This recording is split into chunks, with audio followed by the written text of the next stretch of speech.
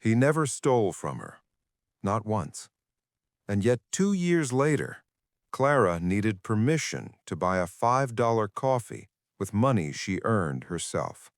This is how it happens, slowly, quietly, and always disguised as love. Clara was 29, successful, busy enough that most people assumed she had everything under control. She ran a boutique design agency.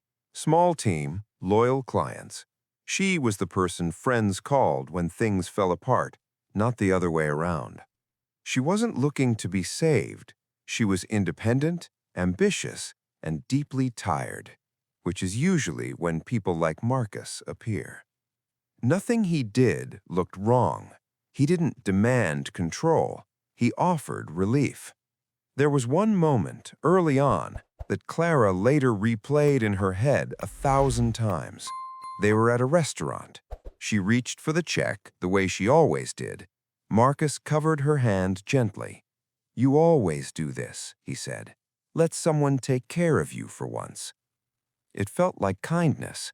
It felt like being seen. But it was the first time someone framed her independence as a problem, and she didn't notice. It didn't feel like a takeover. Not at 3 months. Not at 6.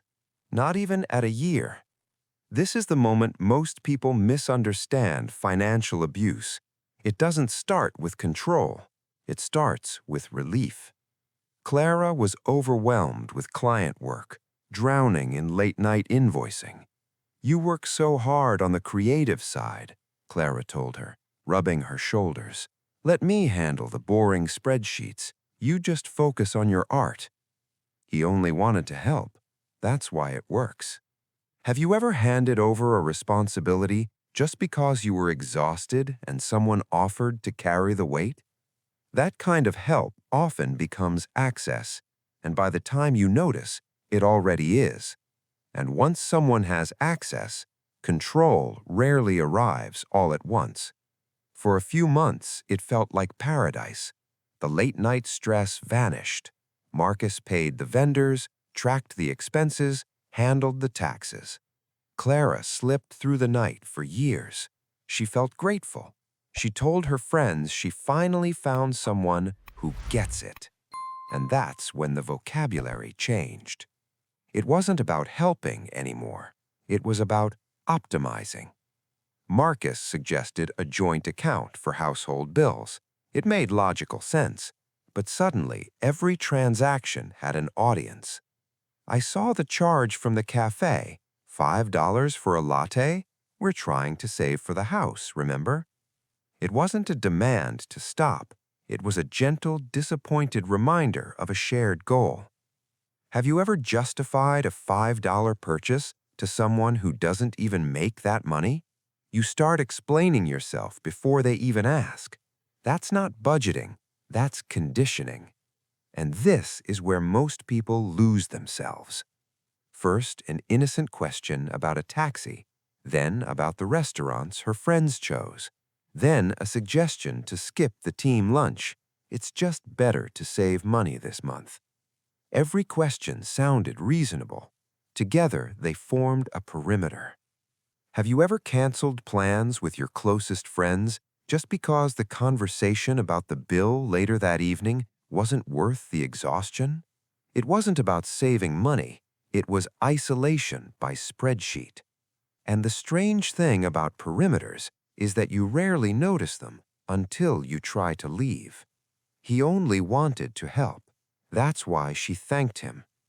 If you asked Clara back then, she would have told you she was lucky to have such a grounded, responsible partner. She would have meant it, and she would have been wrong. By year 2, Clara's entire financial reality was mediated through Marcus. He sent her a weekly allowance from her own company's profits, explaining that the rest was being strictly invested for their future.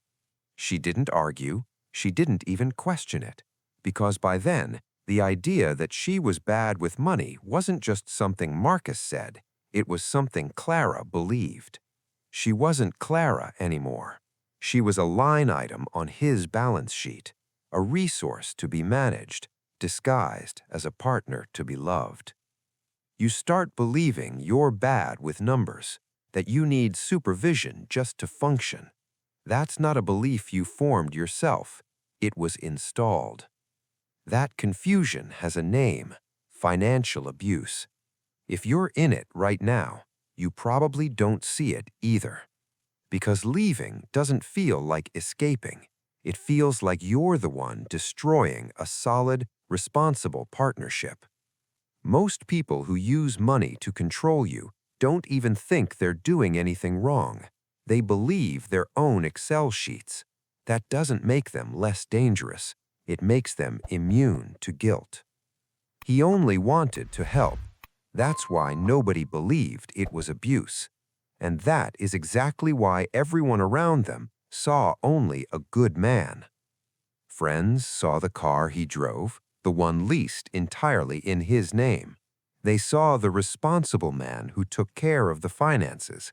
They didn't see the panic attacks Clara had before buying a new pair of work shoes. They didn't see her checking the banking app 4 times before ordering lunch. At some point, you stop asking what you want and start asking what the budget allows. When they control the budget, they control your entire existence. The money wasn't disappearing. Her independence was. And she never would have seen it herself, if not for an ordinary Tuesday and a $10 card for her sister. Clara stopped at a small bookstore on the way home. Her sister was having a baby. She picked a simple greeting card with yellow flowers on the front. She swiped the joint debit card. Declined. She tried again. Declined. Panicked, she stepped outside and called the bank, assuming there was a fraud alert. The representative kept putting her on hold. Finally, a supervisor came on the line. "I'm sorry, ma'am," the supervisor said gently. "The account is active, but your husband removed you as an authorized user yesterday morning." Clara didn't scream. She didn't cry. She sat in her car in the parking lot for 7 minutes, feeling the cold leather of the steering wheel against her forehead. She felt the warm, comforting version of Marcus slipping away, the version that told her she was a genius who just needed a little guidance, because walking away meant accepting that the guidance was never real. She picked up her phone. She almost called him. Her thumb hovered over his name for 12 seconds, because the warm version felt real, and walking away meant accepting that it never existed. Leaving meant admitting she had funded the construction of her own cage.